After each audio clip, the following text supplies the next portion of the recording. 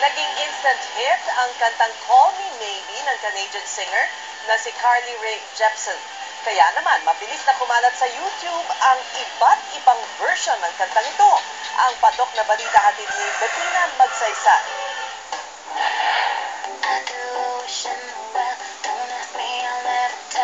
Nakakuha ng mahigit 41 bilyong views ang video ng celebrity stars na sina Justin Bieber, Selena Gomez at Ashley Tisdale habang nililip-sync ang patok na kantang Call Me Maybe.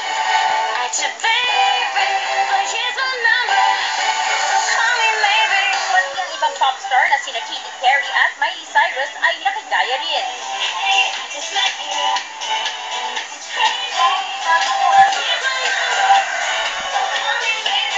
Hindi rin nagpuhuli ang mga Pinoy celebrities at A-listers na sina Ann Curtis, Georgina Wilson, Solan Yusuf at kasama pa si People's Champ Manny Pacquiao.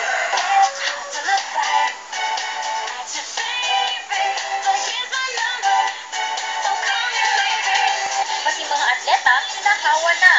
Isang grupo ng mga baseball players mula Harvard ang game na sumayaw sa kanilang video. Naging mainit naman ang pagtanggap ng mga viewers sa video ng Miami Dolphins cheer squad.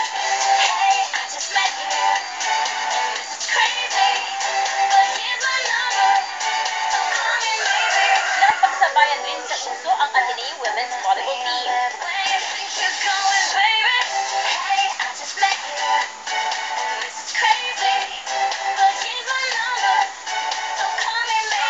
Gumamit naman ng nakakatawang props ang host na si Jimmy Fallon habang ka-jam ang singer na si Carly Rae Jepsen.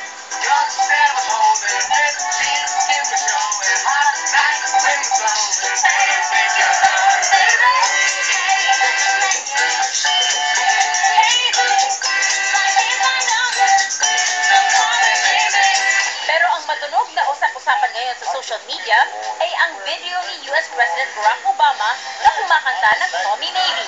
And this is crazy. My dear's my number.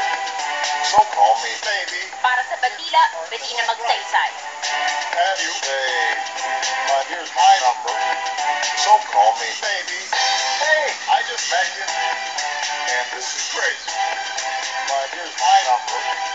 So call me maybe.